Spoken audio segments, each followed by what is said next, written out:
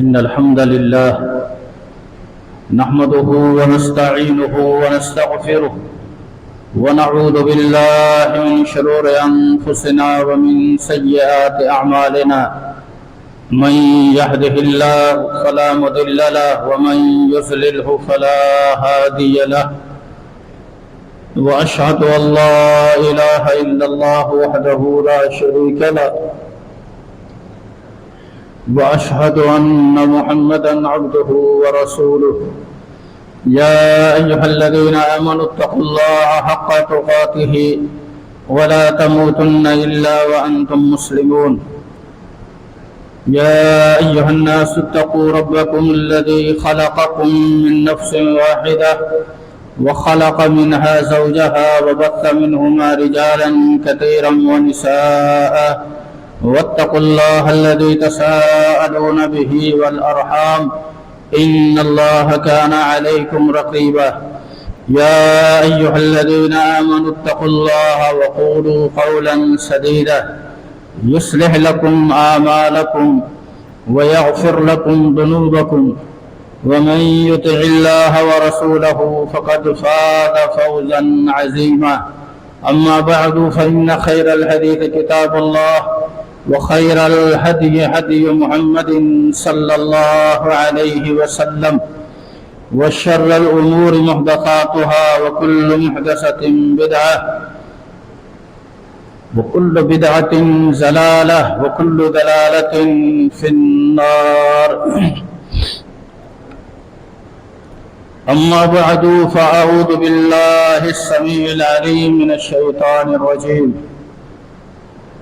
رب اشرح لي صدري ويسر لي أمري واحلل عقدة من لساني يفقهوا قولي سبحانك لا علم لنا إلا ما علمتنا إنك أنت العليم الحكيم رب أعوذ بك من همزات الشياطين وأعوذ بك رب أن يحضرون إن إبراهيم كان أمة قانتا لله حنيفا ولم يكن من المشركين شاكرا لأنعمه اجتباه وهداه إلى صراط مستقيم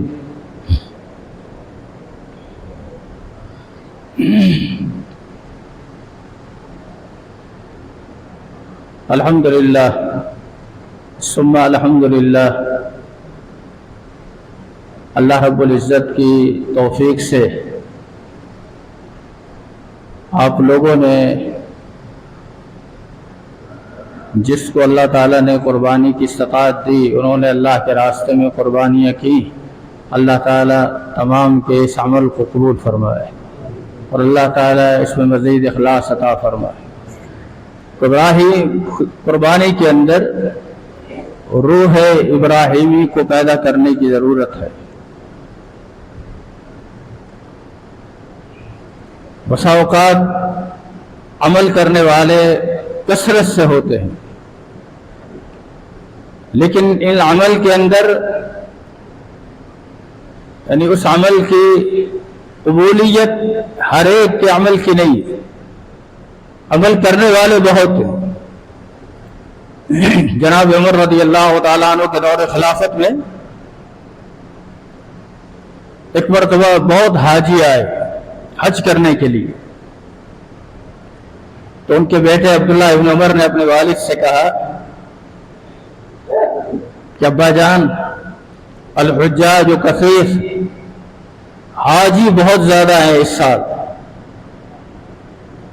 عبداللہ ابن عمر سے ان کے والد نے کہا، جناب عمر نے فرمایا نہیں، بل الرکاب کثیر، حاجی زیادہ نہیں ہیں، سواریاں زیادہ ہیں. مطلب یہ ہے، بتانا یہ تھا کہ ایسا نہیں ہے کہ ہر ایک حج کی نیت سے آیا ہے، ہر ایک کے عمل کے اندر اخلاص اور للہیت ہے. یہ فیصلہ ہم نہیں کریں گے، اس لیے ہم ہر ایک پر ایک ہی حکم نہیں لگائیں گے. یعنی جن کا حج مقبول ہے اس کا حج ہے، جس کی قربانی مقبول ہے اس کی قربانی ہے. ایسے ہی دیگر اعمال کے اندر معاملات ہیں. ہم دن بہ دن اس طرح کے معاملات کے اندر یہ تو دیکھنے میں آتا ہے کہ یہ معاملات بہت ہو رہے ہیں اور لوگ کر رہے ہیں، لیکن ان اعمال کے اندر جو چیز مطلوب ہے وہ ہے للہیت، اخلاص، کہ یہ عمل اللہ کی رضا کے لیے ہے یا کوئی اس کے اندر کوئی دکھلاوا مطلوب ہے، کوئی نمود اور نمائش مطلوب ہے، شہرت مطلوب ہے۔ کچھ لوگ اپنے عمل سے واقعتاً یہ صاف طور پر ظاہر کرتے ہیں کہ مقصد قربانی کرنا مقصد نہیں، مقصد واقعتاً نمود اور نمائش ہے۔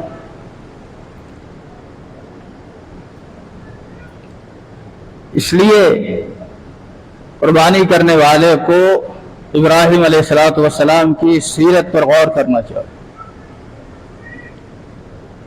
آپ کی زندگی کو سامنے رکھنا چاہیے۔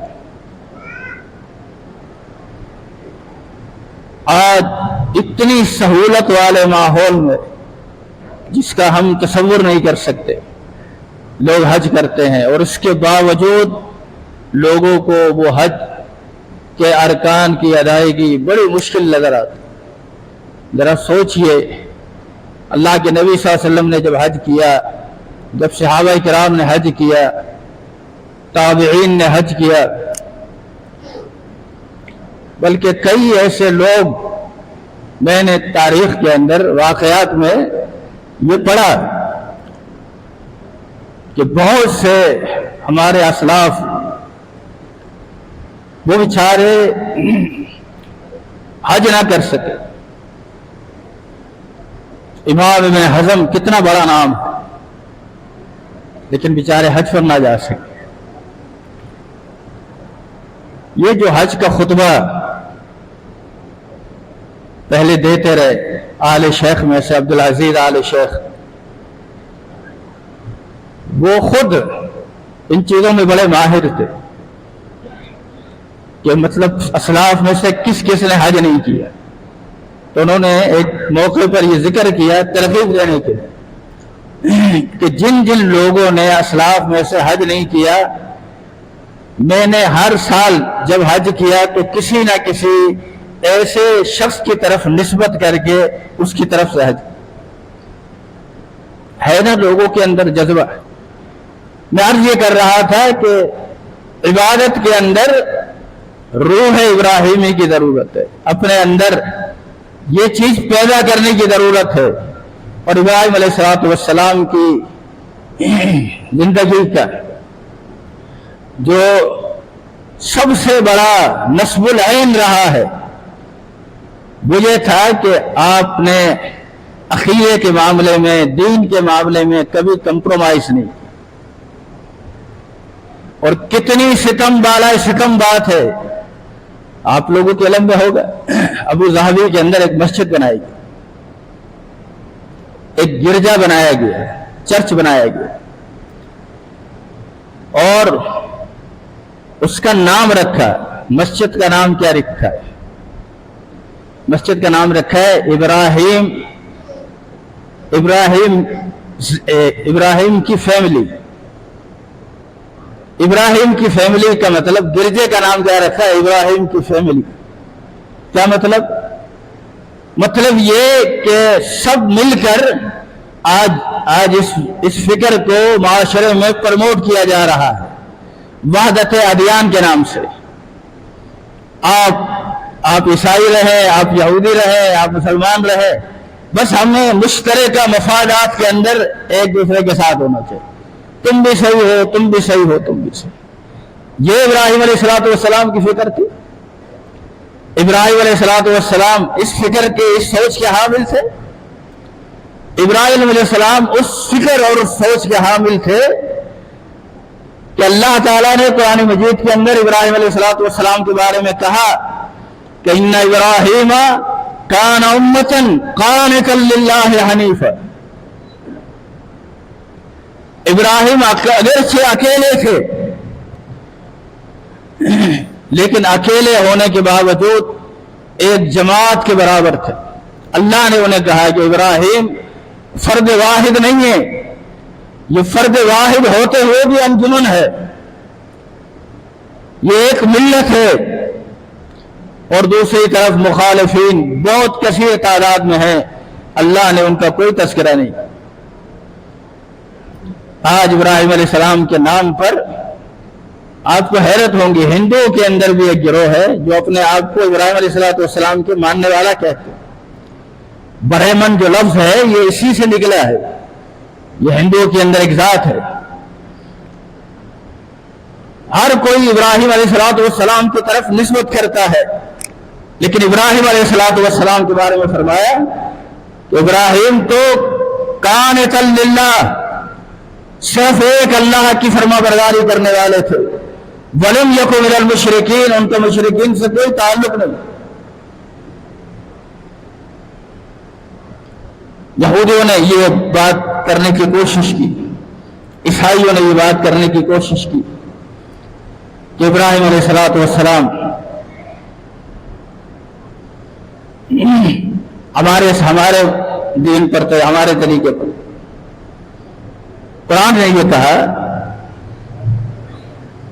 وما انزلت التوراۃ والانجیل الا من بعد، تورات اور انجیل ابراہیم کے بعد نازل ہوئی. تو ابراہیم کیسے عیسائی ہوئے، ابراہیم کیسے یہودی؟ ما کان ابراہیم یہودیا ولا نصرانیا ولکن کان حنیفا مسلما وما کان من المشرکین. ابراہیم علیہ السلام نہ یہودی تھے، نہ عیسائی تھے، نہ ستارہ پرست تھے، نہ چاند کی پرستش کرنے والے تھے، نہ سورج کی پرستش کرنے والے تھے. ابراہیم علیہ السلام کا تو یہ اعلان تھا کہ انی وجہت وجہی للذی فطر السماوات والارض حنیفا، میں اس ذات کے لیے، اس ذات کی طرف اپنا رخ کیا ہے جو زمین اور آسمان کا خالق ہے.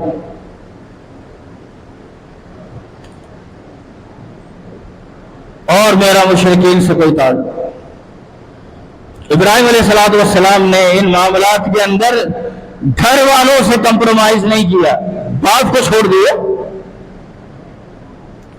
اس سے بڑی بات کیا تھی؟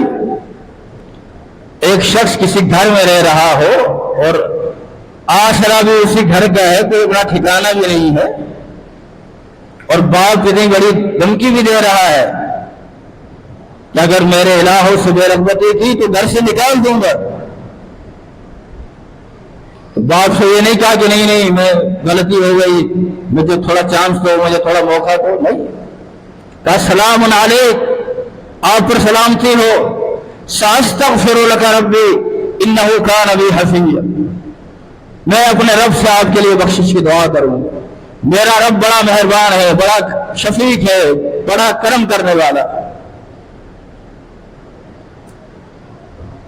لیکن مصلحت پسندی نہیں.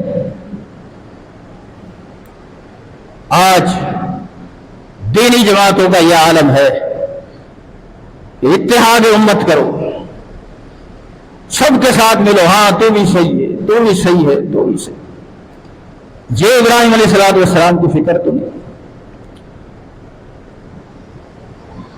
جن حالات کے اندر اللہ کے رسول صلی اللہ علیہ وسلم مکی دور میں تھے، اور مکی دور ایک بڑا آزمائشی دور تھا، اس دور کے اندر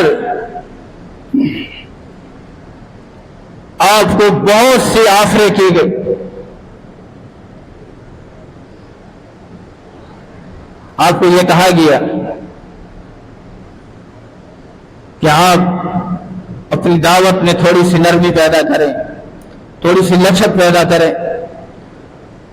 قرآن نے خود، اللہ تعالیٰ نے قرآن مجید میں فرمایا کہ ودو، پیغمبر آپ کے مخالفین یہ چاہتے ہیں لو تدہنو، آپ تھوڑے سے نرم پڑ جائیں، فیدہنون، یہ بھی نرم پڑ جائیں.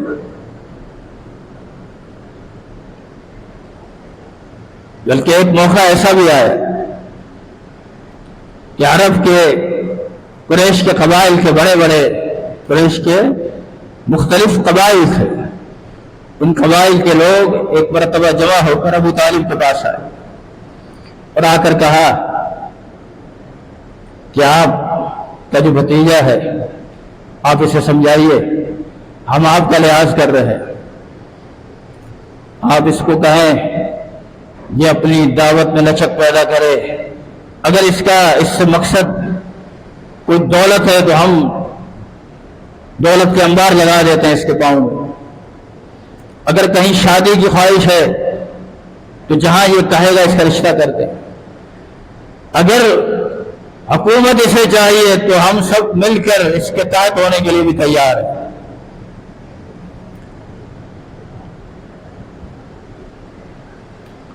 لیکن اس سے کہیں کہ یہ اس چیز سے بعد آ جائے۔ ابو طالب نے انہیں سمجھا بجھا کر بھیجا، پھر اپنے بھتیجے جناب محمد الرسول اللہ صلی اللہ علیہ وسلم کے پاس آئے اور پھر یہ بات کی کہ دیکھو میں سارے عرب سے تو مخالفت نہیں بول سکتا، تم اس بات کو سوچو اور اپنے اندر کچھ لچک پیدا کرو،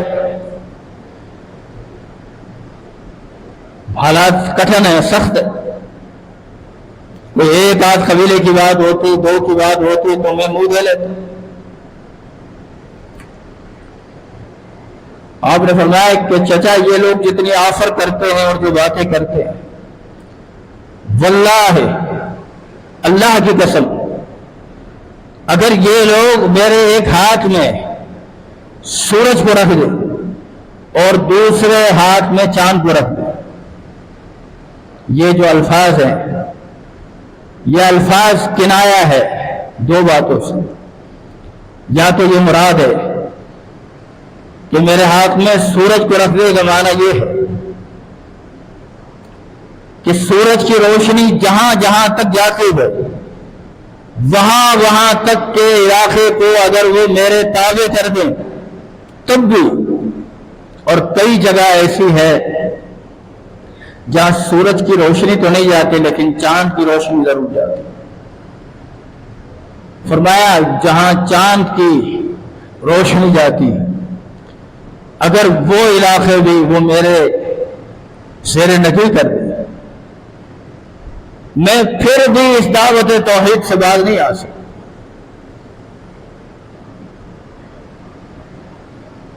یا پھر یہ بات کنایا ہے، اشارہ ہے اس بات سے کہ اگر یہ لوگ میرے ایک ہاتھ میں سورج کو رکھ دیں، مانا سورج کی تپش، سورج اس وقت ہم سے کروڑوں میل کے فاصلے پر ہے لیکن ہم اس کی تپش کو یہاں برداشت نہیں کر سکتے،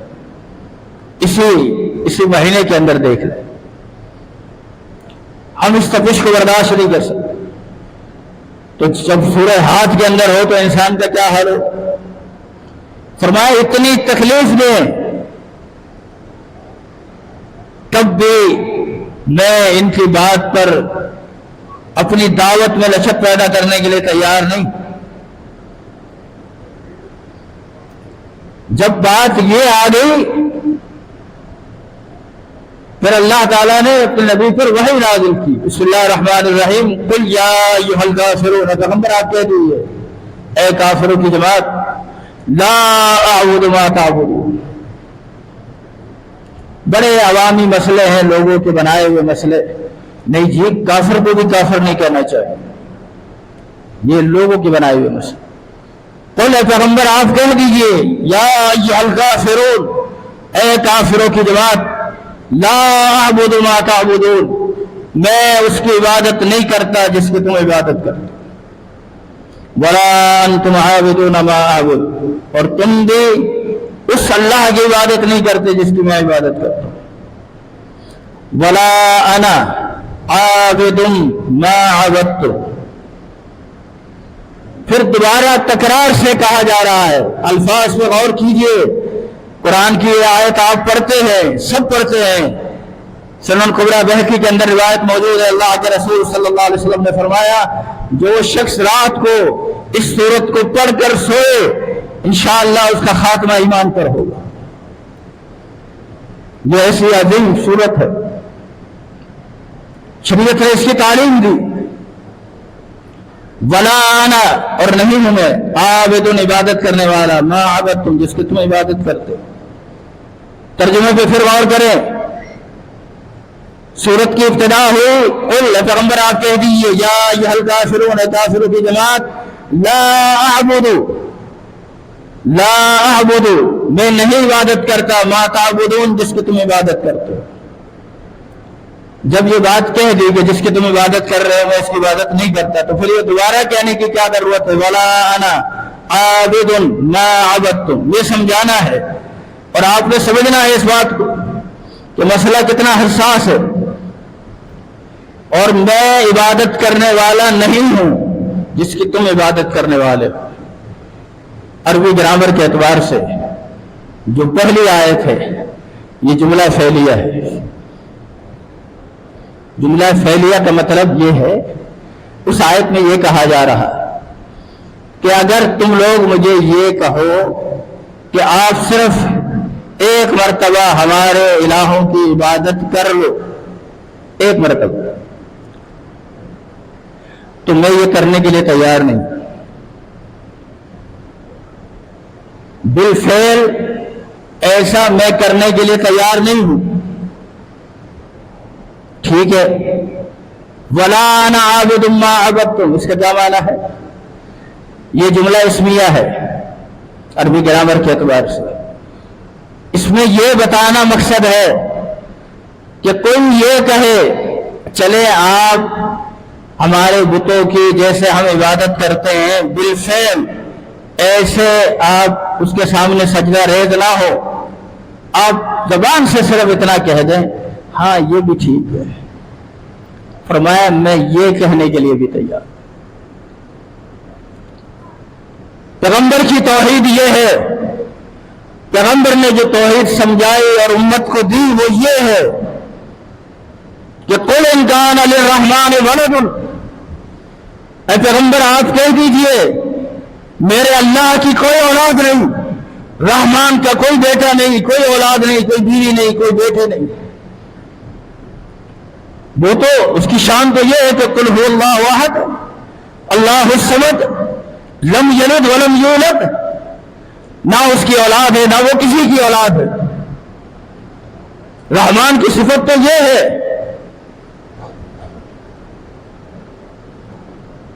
تو تعلیم یہ دی کہ پیغمبر آپ کہہ دیجئے ان کان للرحمن ولد، اللہ کی کوئی اولاد نہیں. اگر اللہ کی اولاد بھی ہوتی فانا اول العابدین، میں سب سے پہلے اس کا انکار کرتا. اللہ کے رسول کی بتائی ہوئی توحید یہ ہے.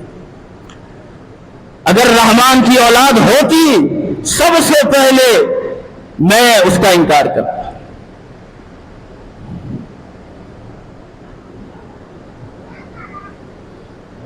اسی لیے تو اس حساس مسئلے پر قرآن مجید میں سورہ بنی اسرائیل کی آخری آیت میں یہ کہا گیا الحمدللہ الذی لم یتخذ ولدا ولم یکن لہ شریک فی الملک.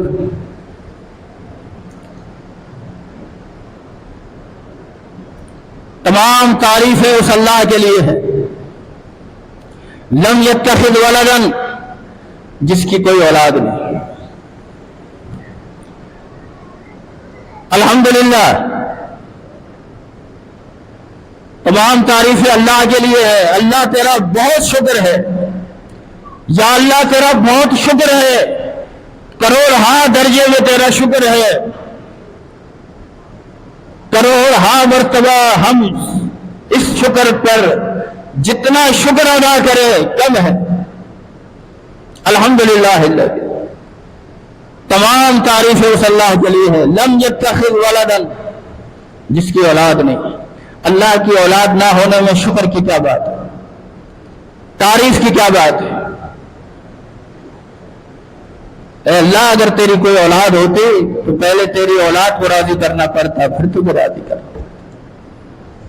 اللہ نے وہ در وہ راستہ وہ چیز بھی ختم کر دی۔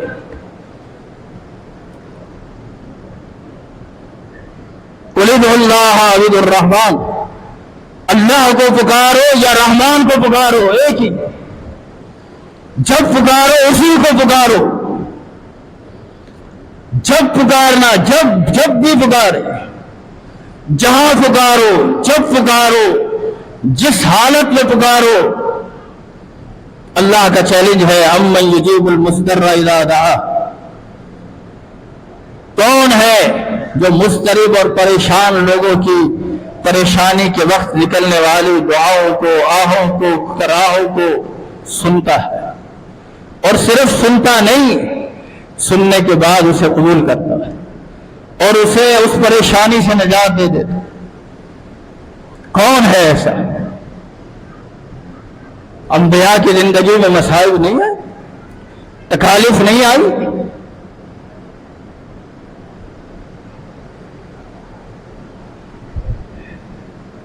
کلمہ توحید کی کہ دو ہی مضمون ہیں۔ کلمہ توحید کے اندر اللہ نے توحید کی بات کی ابتدا ہی نفی سے کی ہے، لا الہ، کوئی معبود برحق نہیں سوائے اللہ کے، باقی سب کا انکار ہے۔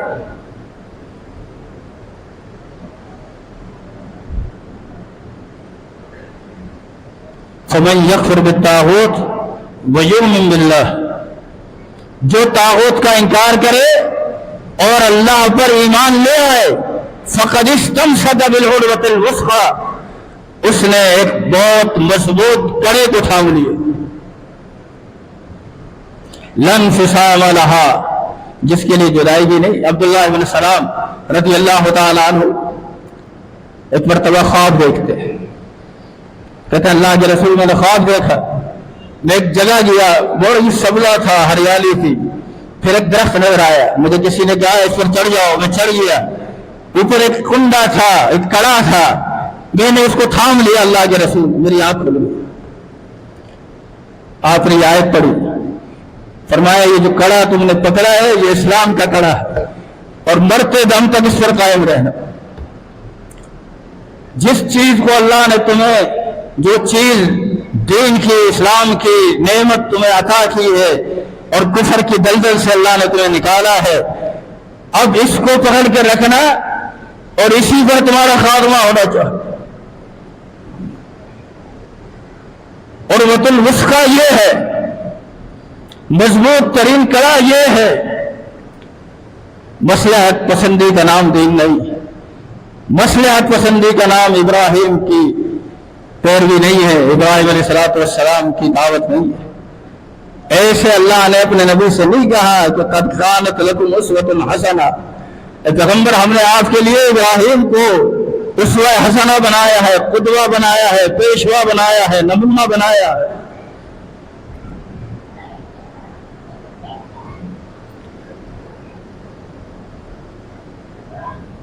اذ قالوا لقومهم انا براء منکم ومما تعبدون من دون اللہ، جب انہوں نے اپنی قوم سے کہا کہ ہم تم سے بری ہیں، ہمارا تم سے اعلان برات ہے، تم سے اور جن کی تم اللہ کے سوا عبادت کرتے ہو،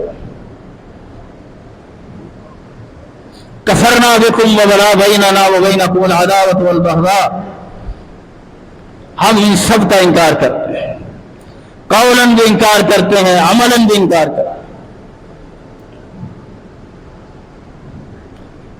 کفرنا بکم وبدا بیننا وبینکم العداوۃ والبغضاء ابدا حتی تؤمنوا باللہ، یہ جنگ ہماری اور تمہاری اس وقت تک ہے جب تک تم ایک اللہ وحدہ لا شریک پر ایمان نہیں لے آتے۔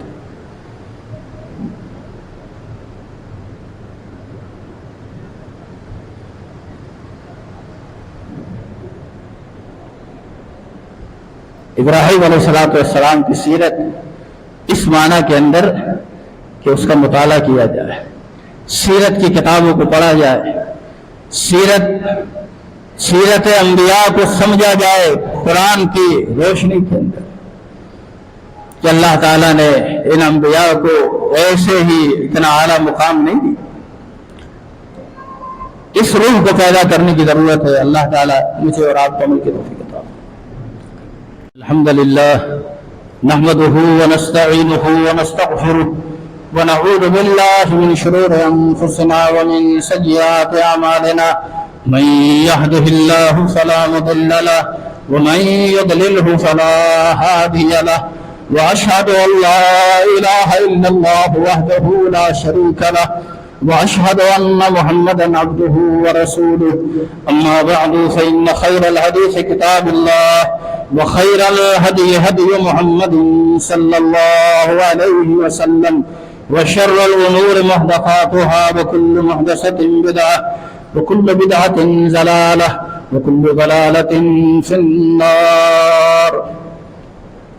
اللهم صل على محمد وعلى آل محمد كما صليت على إبراهيم وعلى آل إبراهيم إنك حميد مجيد۔